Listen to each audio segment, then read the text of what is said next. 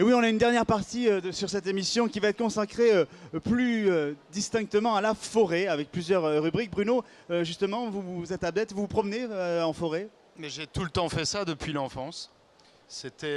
Et puis quand je retourne en Normandie, le dimanche, avec ma maman, ça passe aussi par les bois, par la forêt. C'est comme un retour vers l'enfance, à chaque fois.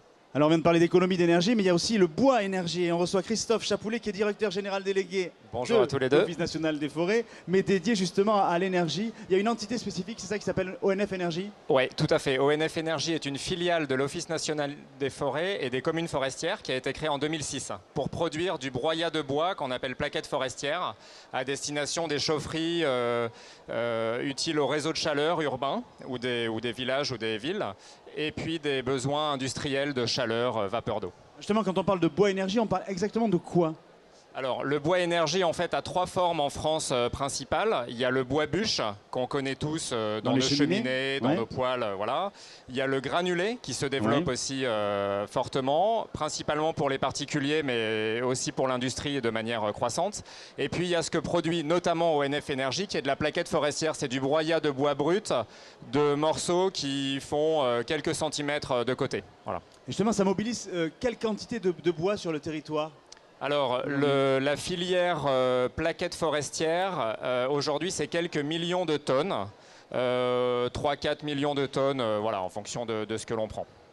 Et justement, est-ce qu'on sélectionne un type de bois particulier pour justement oui. être utilisé par ce bois énergie? Vous pouvez le voir sur les images. On prend deux gisements de bois, soit les jeunes arbres au moment où on veut les desserrer pour laisser la place aux plus beaux. Donc les moins beaux peuvent avoir une valorisation en bois énergie plutôt que de rester par terre. Et sinon, il y a le bout des branches des grands arbres, sachant que le tronc, qui lui est beaucoup plus qualitatif, sert en bois d'œuvre, tonneaux, planches, meubles. C'est-à-dire qu'il n'y a pas de concurrence entre les différents usages du bois dans la mobilisation de ce type de bois? Non, on est globalement pour l'essentiel sur des qualités différentes et on veille à donner en fait au bois le meilleur usage en fonction de sa qualité.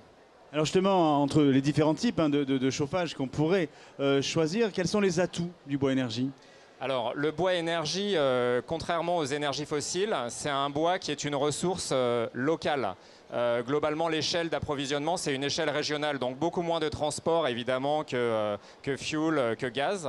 Et ça génère des emplois, du coup, locaux sur nos territoires. Donc ça, c'est évidemment pour les aspects environnementaux et économiques.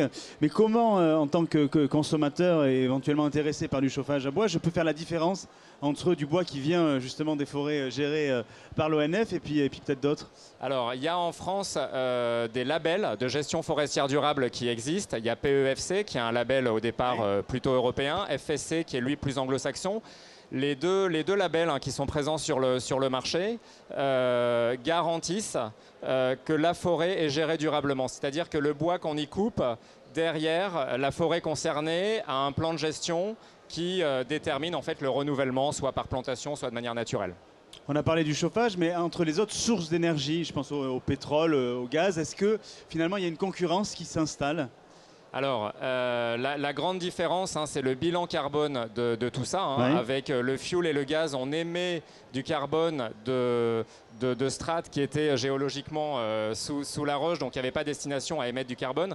Le bois énergie est renouvelable, la forêt repousse, donc on est sur un bilan qu'on peut dire proche de la neutralité. Voilà. Alors la concurrence économique, elle est présente aujourd'hui avec le gaz et le pétrole qui sont à des prix relativement bas et qui ont mis un peu en difficulté ces derniers mois les filières énergie renouvelable qui, bien qu'étant à des coûts compétitifs, se sont retrouvées contre toute attente fortement concurrencées par ces cours très bas. Alors justement, dans la consommation de bois, est-ce que le fait d'avoir un hiver rude ou très froid, est-ce que là aussi ça a des conséquences directes sur l'exploitation? Alors oui, puisque le besoin des chaufferies biomasse est évidemment lié à la température. Donc c'est vrai que les mois de novembre, décembre et janvier qui ont été froids ont amené un fort appel de nos clients pour répondre aux besoins de chaleur. Est-ce qu'on peut garantir, j'allais dire, une pérennité à cette filière bois énergie, ou est-ce qu'elle est vraiment la dépendante notamment des aléas climatiques? Alors, il y a deux sources de besoins. Il y a le besoin chaleur qui effectivement varie d'une année sur l'autre, qui est lui saisonnier. Et après, avec du bois, il faut savoir qu'on peut aussi faire de l'électricité. Voilà. Et il y a des chaufferies qui sont à la fois sur la valorisation de la chaleur, mais aussi sur la production d'électricité. Donc ça, par contre, c'est un besoin qui est relativement constant dans l'année. Et le mix des deux besoins assure une certaine régularité en fait, de la demande. Bruno, est-ce que vous avez déjà posé la question justement du fait de pouvoir justement utiliser l'énergie, qu'elle soit thermique ou électrique, issue du bois? Mais en Normandie, avant, dans le salon, on avait comme ça le feu de cheminée. Et puis mes parents sont passés au granulé. Et c'est super pratique, quoi. Alors, ça salit pas, ça chauffe bien. C'est super ça. Ouais, absolument. Le granulé et le bois d'une manière générale en plus dégage une atmosphère dans les maisons qui est très agréable. C'est une chaleur qui est agréable. On voit la flamme quand même. Absolument. Et par intermittence. Avec des gros progrès sur la manutention et la propreté voilà, des tas ou des sacs de bûches. Et est-ce que ça a la même puissance thermique quand on utilise une bûche ou du granulé? Est-ce que finalement ça dégage la même quantité de chaleur? Alors, tout ça est lié à l'humidité. Le granulé fait partie des produits qui sont les plus secs, donc à fort pouvoir calorifique. Si vous laissez sécher une bûche le temps qu'il faut, c'est-à-dire plus d'1 an, vous arrivez à lui faire obtenir une humidité qui est relativement faible, qui sera toujours plus basse que le granulé, mais qui aura de très bonnes performances énergétiques. Merci Christophe Chapoulet. Merci à vous. Et on va retrouver un autre agent de l'ONF tous les jours, parce que tous les jours ils nous font le plaisir de venir nous parler des forêts.